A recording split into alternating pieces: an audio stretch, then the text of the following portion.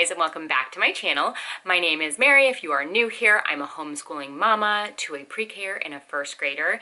And today's video, I am super excited because it's my first one I'm ever doing on YouTube, is my third quarter update for how our homeschool went, any changes, any fun things that happened, any epiphanies we had.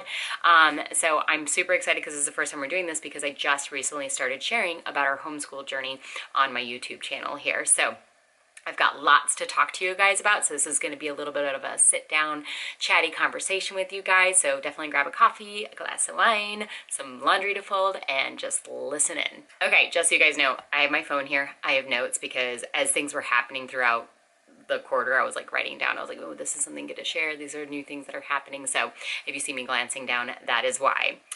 So I think probably the biggest thing to talk about with third quarter is I feel like I found my groove finally in the third quarter of this year. I not only feel like we found a really good working rhythm for our homeschool, but I actually feel like I now know how I'm going to move forward in our homeschool. This first year, I was told by so many different homeschoolers this was going to be a lot of trial and error this year. And don't be upset if you switch curriculums or drop stuff or change things or doubt yourself. They were like, it's totally normal and it's all part of the process of finding who you are as an educator and also how your kids like to be educated, especially individually, because every child is different. And I can absolutely attest to that between my first grader and my pre-K, they're very different people, raised completely the same, but definitely their own people, which I absolutely love. Their personalities are starting to really shine. Their strengths are starting to come through, and it's so amazing, but they also learn differently. And that's okay. But I think for me, when I talk about really finding my groove, is in my my long-term vision for our homeschool. It all started with my friend and neighbor who is also a homeschooler who shared a book with me. If you've watched my previous videos, you know what I'm about to say. It's called The Well-Trained Mind, and it's about a classical approach to education. Because she was telling me about this book and this, this way of teaching, because previously I thought I was a Charlotte Mason person. And not to say that I'm not, because there's a lot of overlap between classical education and Charlotte Mason style of teaching. So I'm not shocked I was attracted to the Charlotte Mason method. But when my neighbor and friend started talking about this, I was like, that really sounds, one, a lot like how I was brought up and raised and taught in my schooling. And two, I really like that. Like it connects and makes so much sense. They're really big on what's called the trivium. So it's 3 stages of life in the way that a child learns. The first is the grammar stage, and it's generally 1st to 4th grade. Then 5th to 8th grade is called the logic stage, and then high school, the last 4 years, are the rhetoric stage. I'm not going to go into huge depth. Honestly, I'm going to probably do a whole video on classical education and why I'm so gung-ho about it now. But just to let you know, I read not all the book, but a big chunk of it. If I read all of it, I would read everything up through high school, and I'm not quite there yet. I'm really trying to focus on elementary school. But I really found, I think, just my calling, and it allowed me to have peace about the long-term vision of our homeschooling experience and what that was going to look like. And I feel like I've just found my footing now. And there's so much less stress now because it's all known to me. Before it was unknown, and that's a little scary, right? Especially when you're talking about your kids' education. So now I feel like I'm in a much better place about the long-term and longevity of our homeschool. So talking about my pre-K, something we've added in this third quarter is a new phonics program. Originally, we were just doing a gentle Charlotte Mason style program where it's a letter a week. You introduce 1 letter a week, you talk through it, use lots of manipulatives, etc. She loved that. But now she's at a point where she's like, I know all that. I want to like really start getting into the meat of some of it. So I did go ahead and start using elemental phonics with her, which was the program I used with my first grader, and it worked great for her.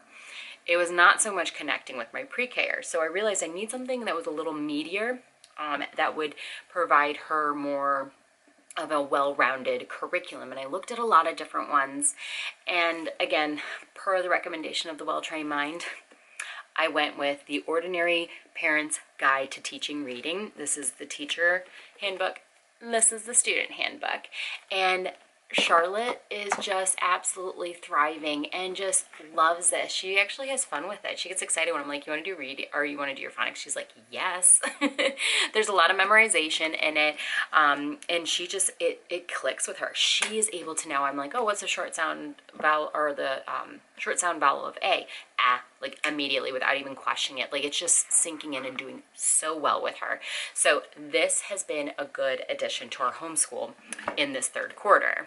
Something else we switched this quarter up, and it's only because my pre-K finished her math, is we moved into another math curriculum. So originally she had moved from doing preschool math to preschool math at home with Kate Snow to, that was last summer. Then she moved into Singapore Dimensions Pre-K A and PKB. She finished those. She's my math girl, y'all. We've gone through a lot of curriculums. So then I was like, okay, it's time to go into kindergarten. I'm not going to stop her. Let's keep the train moving. And even though she's 4.5, she gets math. So let's just keep nurturing it.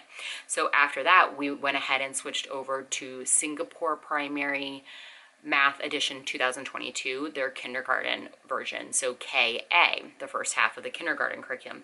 Well, she finished that this this quarter, and it's not just she finished it; she understands it. Like she's like, let's keep going. She just devours math. So at that point, my oldest is doing first grade math with confidence, and she has a little bit of a FOMO attitude about it because she sees her sister doing these fun games and it's really hands-on, and Singapore doesn't really do that as much. So I asked her, I was like, okay, you've got like 3 more lessons left in Singapore. Do you want mommy to buy KB, the second half of this program, or do you want to switch over to Math with Confidence Kindergarten? Because they have a very similar, almost identical scope and sequence, so it wouldn't be hard to switch over at all. And so I just left it up to her, and without hesitation, she said, Mommy, I want to do Math with Confidence. I want to do Sissy's math. Hers is so much more fun. So voila, we are doing Math with Confidence K, and she's loving it. We're speeding along nicely in it. She gets it. It's fun. That's all she needs. She's 4.5 years old. I want math to be fun, and this makes it fun. One last thing I wanted to talk about for Q3 with my pre-K is that it's really, like, it's just such a neat thing. So she, when this year started, didn't know any of her words. She knew the alphabet, but she didn't know what A, B, C was. She just knew the song, right? She was just going along with it, and she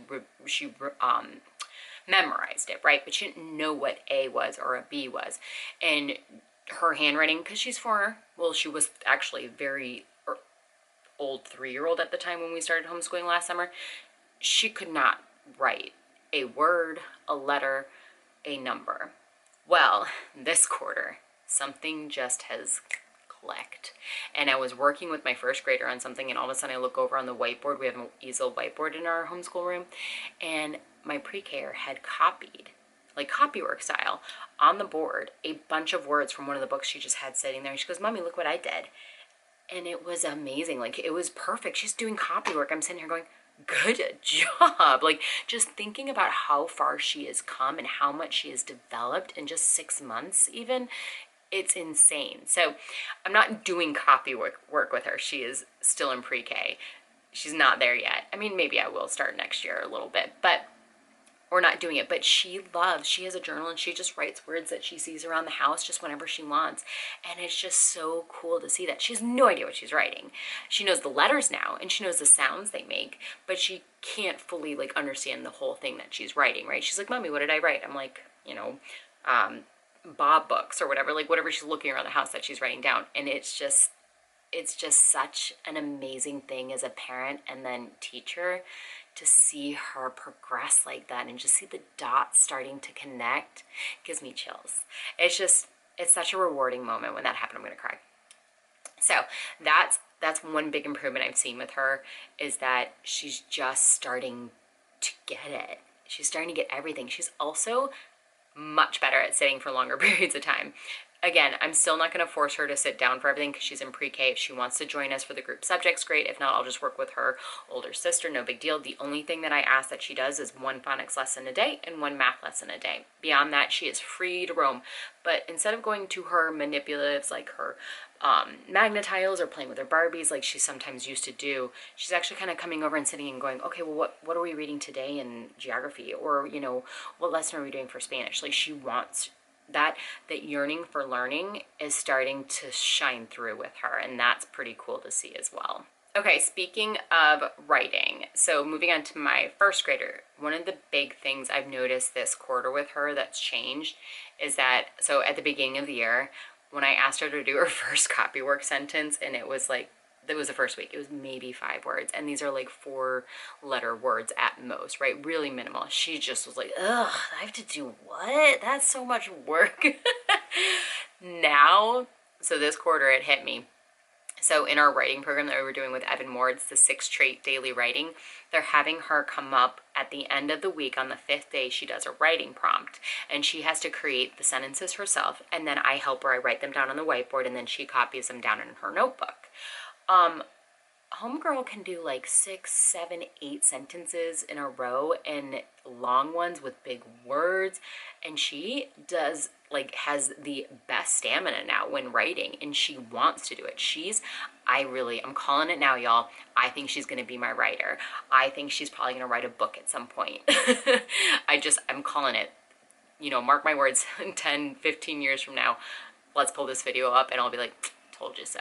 But yeah, so her stamina and her interest in writing has just exponentially grown and it's pretty cool to see. So I'm excited for her. Maybe we'll start doing some journaling. I know it's not necessarily like the classical method way. At this age they should be copying down great works of writing so that they can understand how writing actually looks and what good piece of writing is, not necessarily create their own thoughts. But they also say in the classical education that if your child does have an affinity for it and wants to do it, don't stop them. So if that's something she wants to do, maybe I'll let her do like 10 minutes of journaling every morning before school starts or something, and then just that can be her like creative outlet and just let her flow that onto the paper. So I think that's something that's pretty cool too. So some other things with regards to curriculum, so we added in Math with Confidence 1. We switched over from Singapore Math. If you haven't seen my video on that, I will link it up below. My first grader and I have had a journey with math curriculums, and we have now found our happy place, and it is with Math with Confidence, and she is just doing so well with it. She's happy, she's getting it, and she's having fun most importantly. So making that switch was huge this quarter and it needed to happen, and it was the best decision we've made thus far. So I really feel like we've found our rhythm with Math with Confidence, but as well as we added in spelling this quarter. We chose to go with All About Spelling, and because she's a really strong reader, but I realized I was like, oh, spelling is different, right? And decoding, meaning using phonics to read, to decode the words, is much easier for us as humans. Whereas encoding, having to then write it and spell it, that's a whole different ballgame, and that's a lot harder for most humans to pick up. So I realized we needed a formal spelling program rather than just doing here are your 10 words and spelling them out. It just wasn't connecting as well with her, so I chose to go with All About Spelling, and she is loving it. We're almost done with level 1. We introduced that at the beginning of this year, or this calendar year 2024, and third quarter. And she's just swimming through it. So we'll definitely be probably moving on to All About Spelling level 2 in the 4th quarter before the school year's over. And she just really likes it. It's very hands-on. There's a lot of different ways they approach it, auditory, visual, and tactile. So all those things just really, it's really working well with her. And we're really finding our groove with those 2 curriculums. Last but not least, talking about my oldest in this quarter, something big that did change is, and it has nothing to do with learning or curriculum or anything like that, was she decided she wanted to drop dance.